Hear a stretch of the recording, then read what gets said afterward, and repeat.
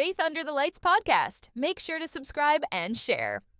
Hey, what's up, everybody? It's Nolan with Faith Under the Lights, and man, this past week was very heavy, and unfortunately, I was reminded how fast that life can change. And I had a good close friend of mine. He and his family, they lost their son very unexpectedly. In the same week, a girl who was at the mall during lunch, never came home from the mall, man, and lost her life due to senseless violence. I found myself, I was at a gas station the day that I got the news that my buddy's son died. And I was at a gas station and I was just sitting in my truck and I was just thinking, I was watching people and I was thinking, how many of these people who are just carrying on with their daily lives. They have no idea how close they are to something that could instantly turn their lives upside down.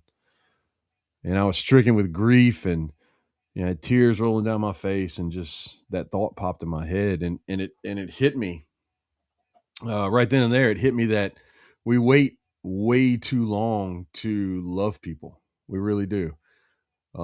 In John 13, Jesus gives us a command that should change how we live every single day.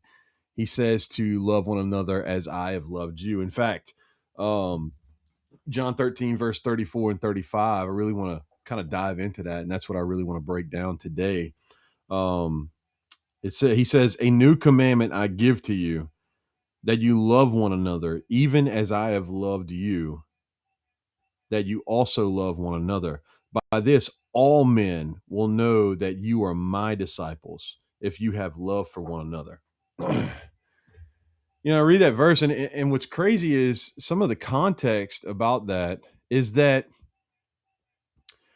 Jesus said this right before he went to the cross. He had just gotten done washing the feet of his disciples like a servant.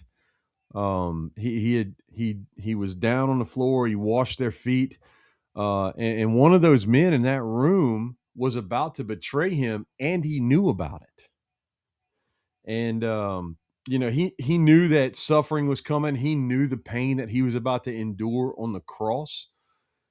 And there there could have been so many more things that he could have talked about right there, but he chose to talk about love. And he didn't choose to talk about an easy love. It wasn't a convenient love. It was a love that was going to cost him, and it was going to cost him everything, and it was going to cost him very painfully everything.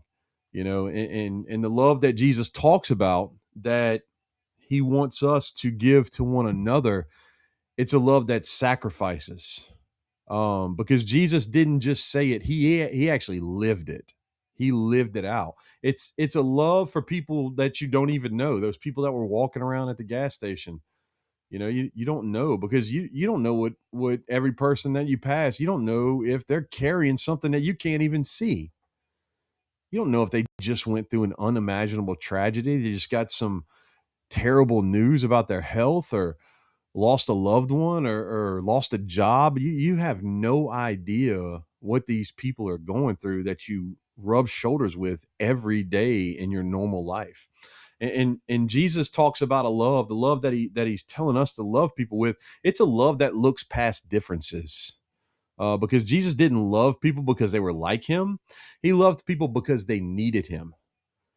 We get caught up in what political party we are, what skin color we are, all the way down to just simple things like what team we pull for. And we come up with all these differences. But Jesus didn't see it like that. He saw people for who they were, and he loved them because he knew they needed them. And life can change in a moment.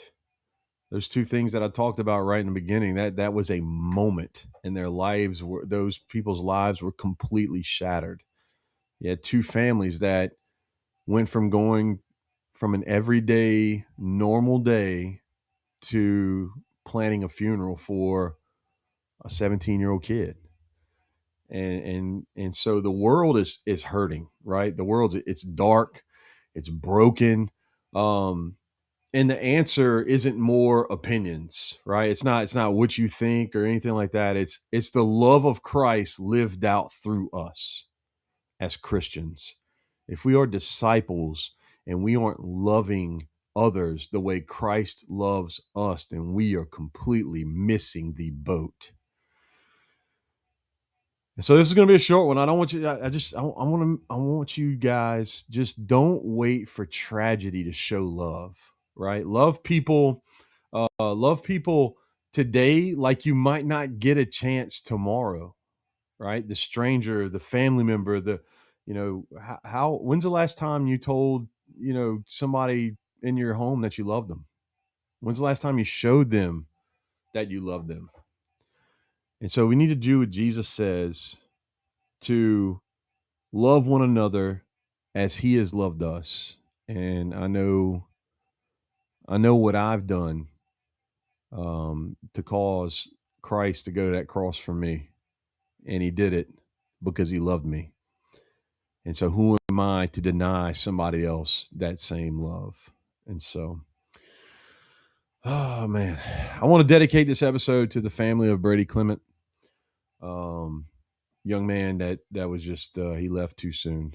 And it was just, he was a good kid, and had a great smile, and just, his family loved him. But in the wake of this tragedy, they have shown incredible strength and compassion. And one of the things they're doing is trying to help others who are going to face similar heartbreak. And so their hope is to turn the pain that they're going through right now into purpose, by supporting families who can't afford the expenses that come with losing a child. Let me tell you, I don't know if you've ever checked into how much it costs to, buy a casket and bury someone. It's not cheap. It costs a lot of money. And so there's a GoFundMe, that they got going right now, and they're trying to hit a goal of $20,000. And so I wanted to, share the opportunity with you guys that are listening.